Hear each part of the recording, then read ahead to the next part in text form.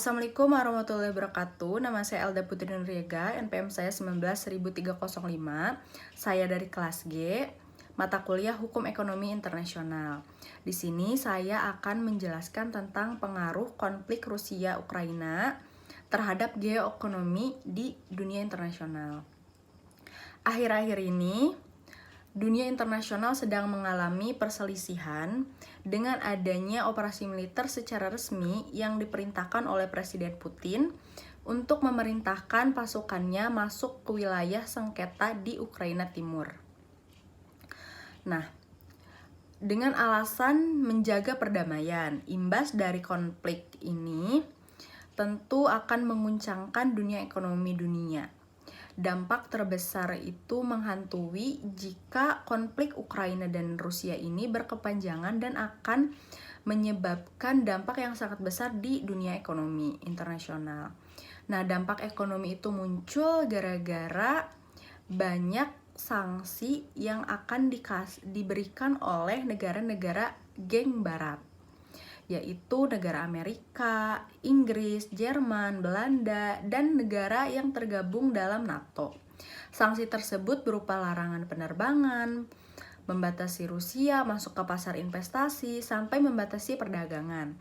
Nah, konflik yang terjadi di antara Rusia dan Ukraina tidak hanya berdampak secara fisik, tetapi juga berpengaruh ke perekonomian global.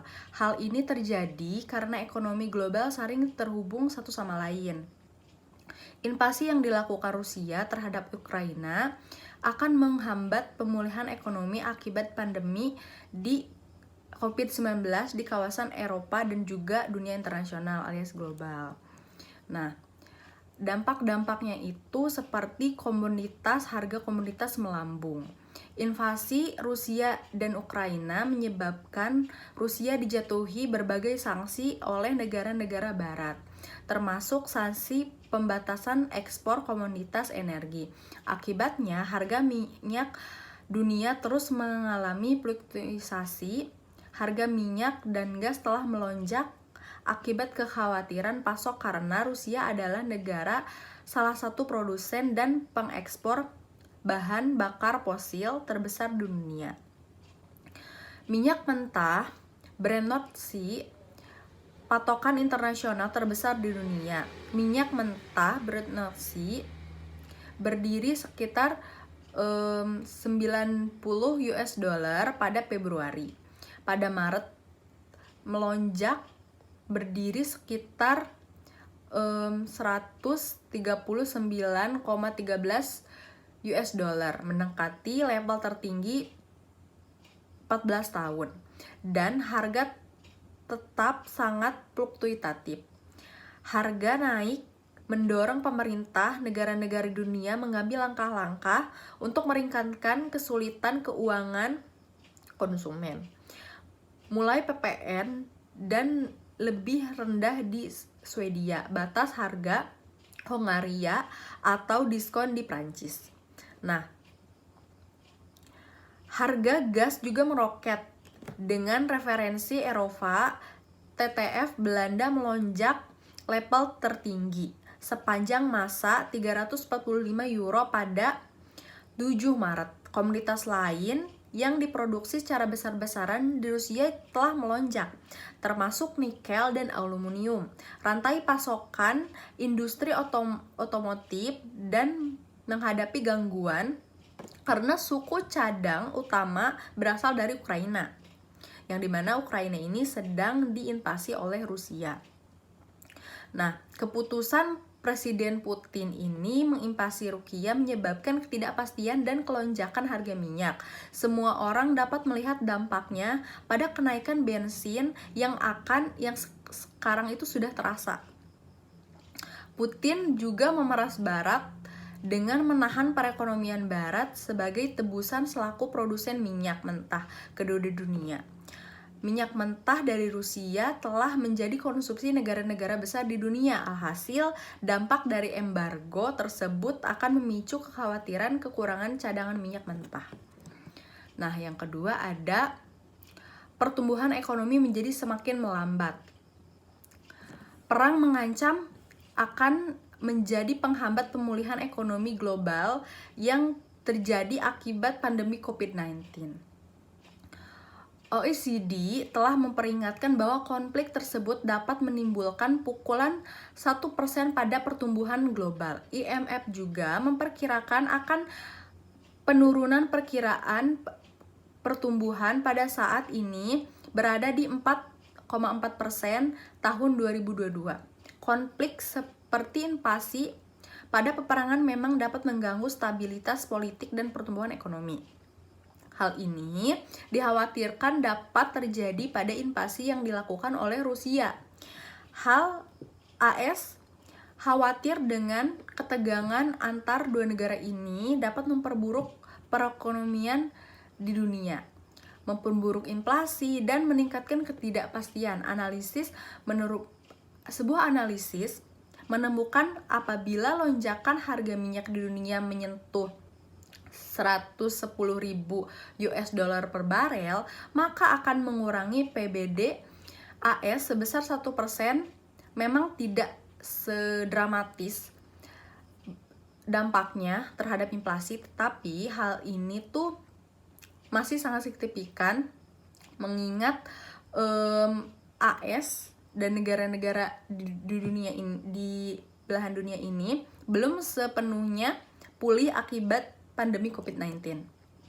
Nah, yang selanjutnya, dampak selanjutnya ada gejolak pasar saham. Sanksi Barat telah melumpuhkan sektor perbankan dan sistem keuangan Rusia. Sementara rubel, mata uang Rusia, telah runtuh. Langkah-langkah tersebut masuk upaya untuk membekukan 300 miliar dolar AS sebagai cadangan mata uang asing Rusia yang disimpan di luar negeri. Rusia sekarang sedang menghadapi resiko gagal bayar utang untuk pertama kalinya dalam beberapa dekade. Saat ini, investor tengah fokus dengan gejolak Rusia dan Ukraina. Tanda-tanda eskalasi perang membuat investor menahan untuk melakukan transaksi di pasar saham. Investor berpotensi melakukan aksi jual besar-besaran. Pasalnya, kenaikan harga minyak di dunia dan inflasi yang disebabkan oleh aksi militer ini membuat investor khawatir dengan pemulihan ekonomi dunia. Indeks harga saham gabungan ditutup juga anjlok 1,65% atau 112,61 poin ke level 6.807,443% pada perdagangan sesi 1. Dibuka tertekan di 6.912,47%. Indeks dibanting tekanan jual setelah melewati jam 10 pagi ini.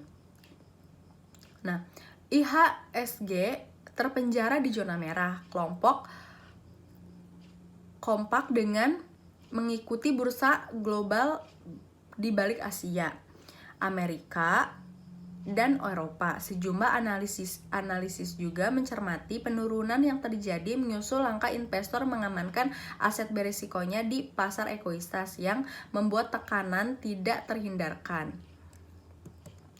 Nah, selanjutnya ada perusahaan tutup. Jadi banyak perusahaan yang melakukan aksi tutup untuk memberikan sanksi kepada Rusia. Nah, ratusan perusahaan Barat menutup toko di kantor Rusia sejak perang dimulai. Hal ini karena sanksi dan juga tekanan politik atau opini publik. Daftar-daftar nama-nama brand-brand terkenal seperti Coca-Cola, IKEA, McDonald itu menutup tokonya juga di Rusia. Nah, Presiden Vladimir Putin telah mengangkat ancaman nasionalisasi perusahaan asing. Sekitar 250 perusahaan multinasional juga memutuskan untuk menarik kegiatan operasionalnya dari Rusia. Hal ini mengakibatkan hujanan sanksi internasional dijatuhkan ke negara-negara Rusia.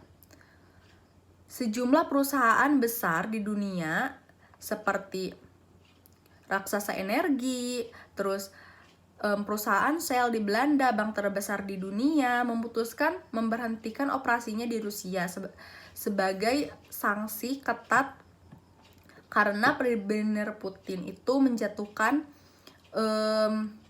menginvasi Ukraina.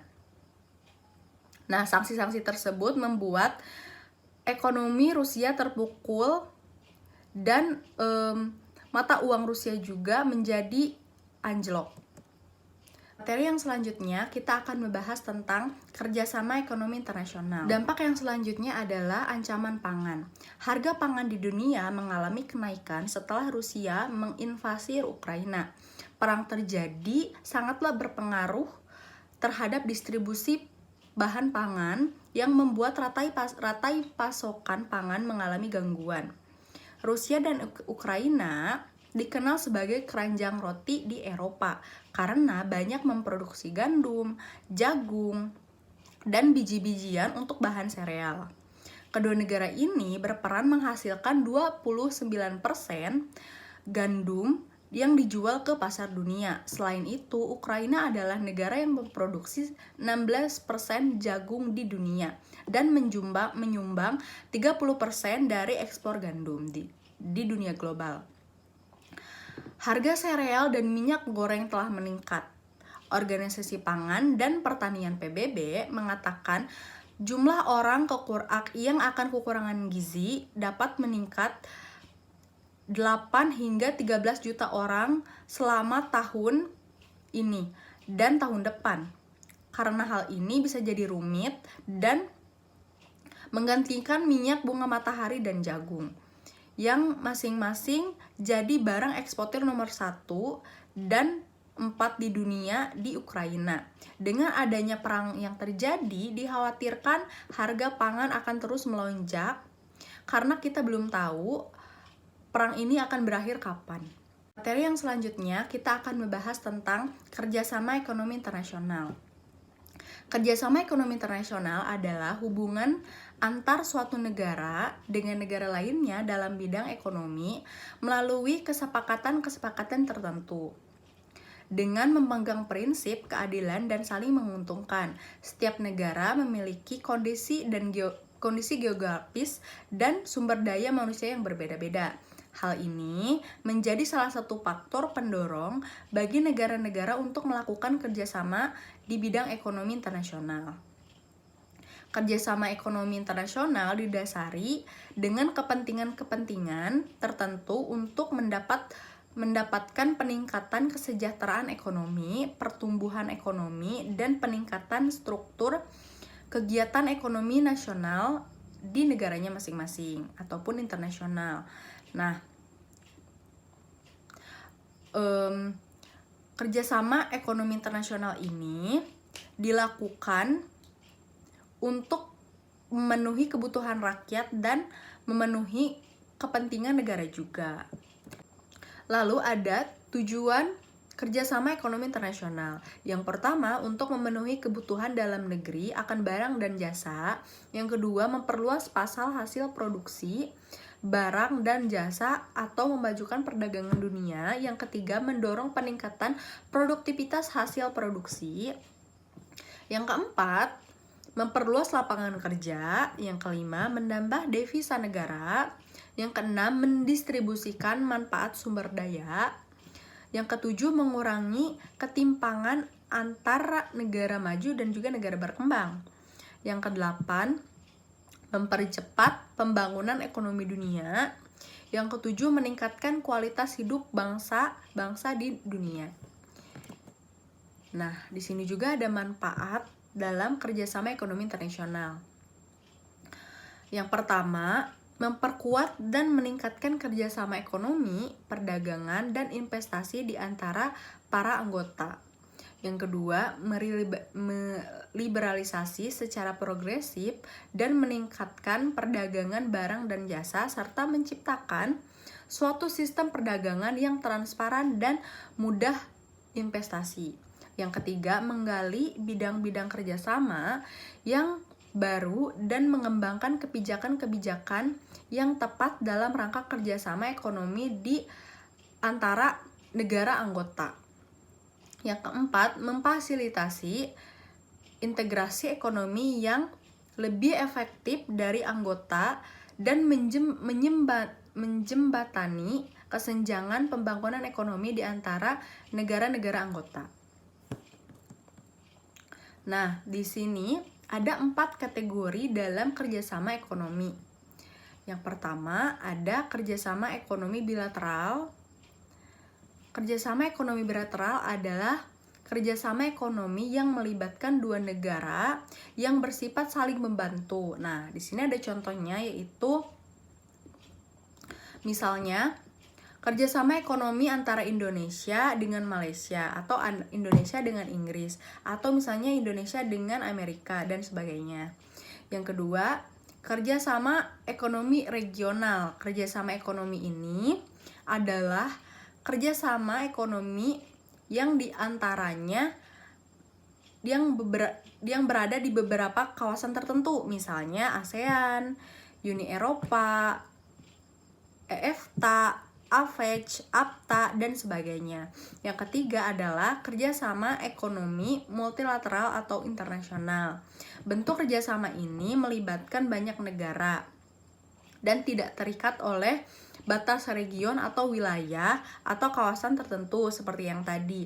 Seperti contohnya kerjasama antara Korea dan Indonesia, atau misalnya kerjasama antara Indonesia, Prancis, Jepang, Korea, Singapura, dan sebagainya. Yang keempat adalah kerjasama ekonomi antar regional. Kerjasama ekonomi antar regional yaitu kerjasama ekonomi di antaranya dua kelompok kerjasama ekonomi regional. Contoh, kerjasama antara Uni Eropa dan ASEAN. Sekian presentasi yang dapat saya sampaikan. Mohon maaf apabila terdapat banyak kesalahan dalam presentasi ini. Wassalamualaikum warahmatullahi wabarakatuh.